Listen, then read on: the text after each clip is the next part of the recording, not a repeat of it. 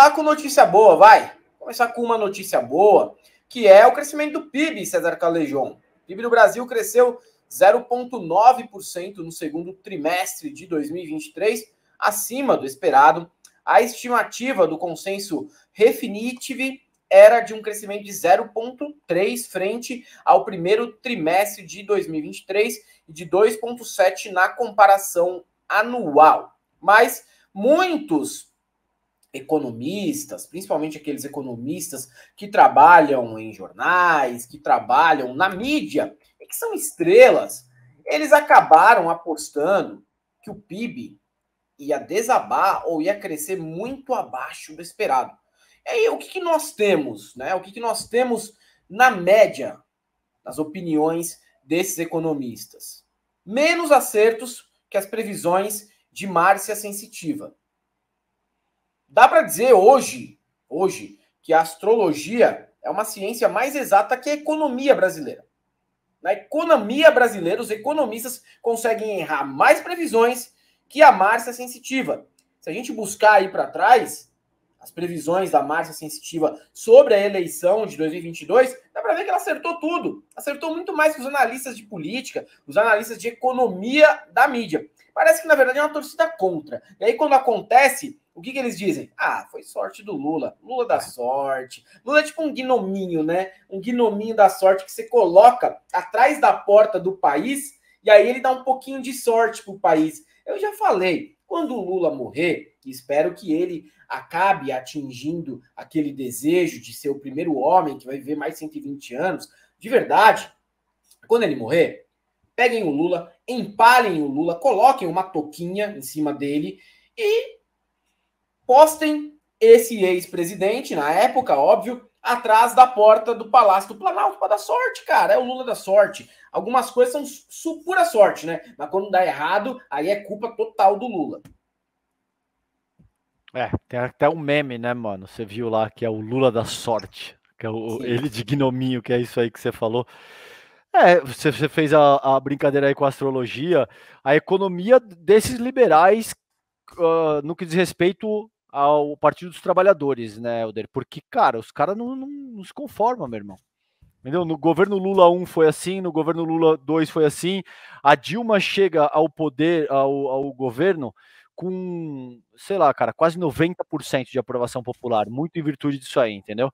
Aí, verdade seja dita aqui, tem uma série de cagadas, a meu ver, que remetem à desoneração, que remetem a Joaquim Levy, mas que também tem a ver com pauta bomba no Congresso, uma série de coisas, um contexto complicadíssimo, que ali entre 2014 e 2015 dá a azedadinha no pé do frango do governo e perde de fato a economia, cai ali, entendeu? Muito por conta de erros cometidos pelo PT também, verdade seja dita, mas muito por conta também de todo um cenário que remetia a pautas bombas que começam ali com o senhor Aécio Neves, quando ele não aceita o resultado do pleito presidencial de 2014.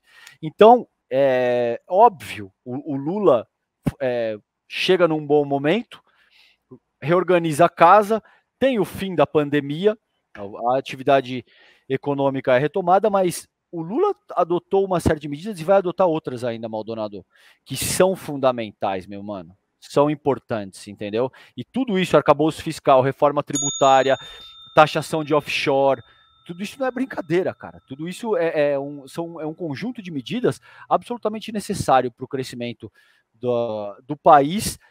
PAC, investimento, o PT, via de regra, cara, tem uma compreensão keynesiana da economia que remete a uma expressão do que se chama o efeito multiplicador do investimento, do gasto fiscal, entende? Então, nem vale a pena falar muito disso aqui, porque acho que essa não é a parada. Mas é uma outra concepção de projeto de país e que, em última análise já se provou acertada, mano. Tá aí, cara, tá aí então algumas informações sobre isso. Indústria e serviço se destacam. O IBGE aponta que a alta do segundo trimestre é explicada pelo bom desempenho da indústria, 0,9, e dos serviços, 0,6. como as atividades de serviço respondem por cerca de 70% da economia do país, bastante, o resultado do setor influencia ainda mais a expansão do PIB. As atividades industriais ficaram no campo positivo pelo segundo trimestre seguido, após a variação de menos 0,2 nos últimos 3 meses do ano passado.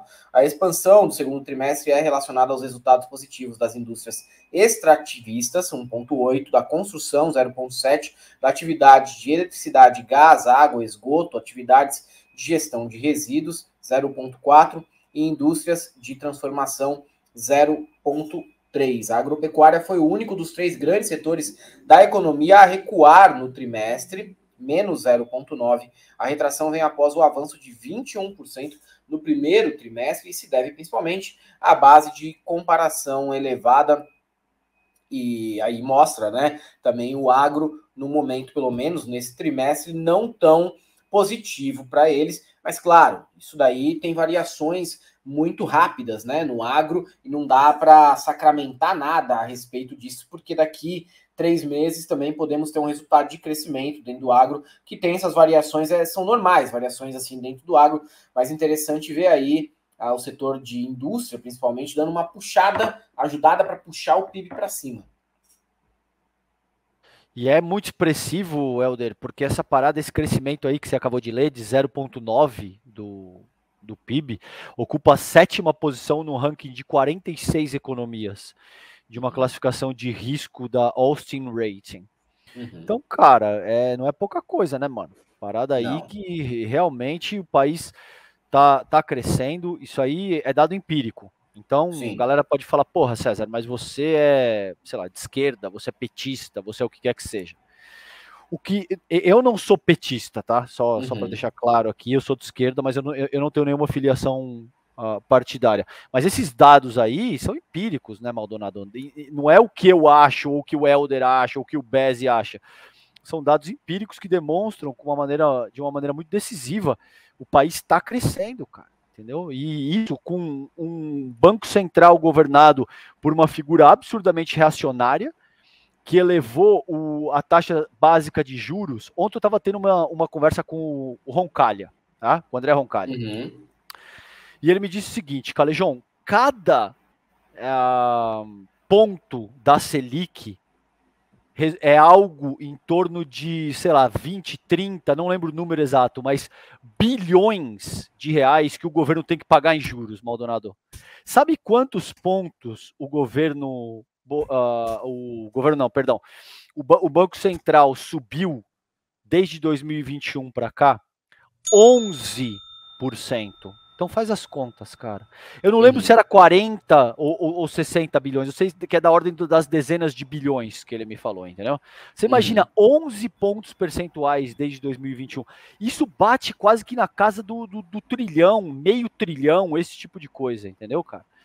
Então, a despeito de tudo isso, o governo Lula ainda tem conseguido avançar reformas importantes, tem conseguido fazer ali um projeto que visa avançar para um modelo progressivo de taxação, tá discutindo essa questão da taxação aí de offshore, etc e tal. Eu acho que começou bem, cara. Para 8 meses de governo fechados ontem, é significativo isso aí, Helder. É significativo e contra todas as expectativas ou torcidas da imprensa que dizia que seria um desastre e que não teria resultado positivo nenhum, pessoal ainda meio carente da figura do Paulo Guedes. Claro que nós temos aí também pela frente alguns desafios que vêm principalmente por conta, né, do novo teto de gastos, digamos assim, né, que eu sempre brinco que é um teto de gastos com um pé direito maior e pintado de vermelho, mas não deixa de ter e de impor alguns freios para o governo e que vai levar o governo a discutir, por exemplo, reforma administrativa com Lira. Em quais condições? Quais serão as condições que essa reforma vai ser discutida? Porque, dependendo de como for, pode gerar uma agitação social, greves, já que os funcionários públicos continuam sendo penalizados com pouquíssimo reajuste, salário totalmente defasado nos últimos anos, e ainda existe a possibilidade de uma reforma administrativa, né?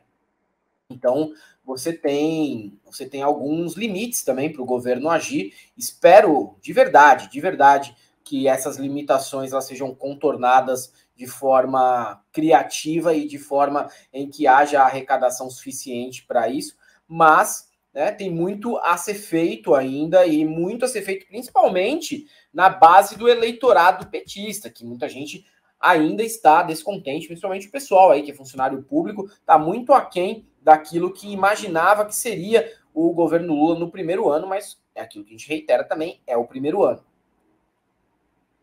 Exato, e não dá para brigar com o mundo inteiro de uma vez só, Helder. Essa é que é a parada, entende? Sim. Às vezes existe um senso de urgência, eu entendo por que isso se produz, mas você não pode brigar de uma única vez com o mercado financeiro, com os militares, com o centrão, porque dá problema, cara, azeda, entendeu? Não tem como. Então, eu acho que dentro, claro, cabem as críticas. Eu posso fazer uma aqui mesmo. Essa indicação do Zanin, a meu ver, foi a pior cagada da história, da biografia do Lula na história. Não é nem desse governo, entendeu? É difícil encontrar outra medida que seja tão ruim para a nossa nação quanto indicar um cara reacionário que vai ficar quase 3 décadas na Corte Constitucional Brasileira. Puta cagada, mano. Puta de uma cagada. Agora, fazer o quê? Né? Já tá aí. Agora não tem mais o que fazer. Agora botar pressão para ver se ele indica. O alerta foi feito. E botar pressão, né, Maldonado, para ver se ele indica alguém que tenha um viés genuinamente progressista. A meu ver, o ideal seria a primeira mulher negra para a Corte Constitucional Brasileira. Eu venho conversando com pessoas que estão ali indicadas, possivelmente, para essa posição. Eu, honestamente, acho que não vai ser o caso, apesar de achar que seria bastante adequado. Mas é botar pressão para que, no mínimo, venha um quadro progressista, né, cara? Que não venha outro Zanin aí para... Não, realmente, a gente tem que pelo menos lutar para que seja alguém perfilado aos eleitores, né? Eu já falei, independente do que for, cara, pode ser mais branco que o Zanin, eu não me importo. Na verdade, assim, gostaria que não fosse, mas eu queria pelo menos que fosse alinhado ideologicamente com o eleitorado. Se não for, aí que é um grande problema, independente também de como a pessoa seja fisicamente.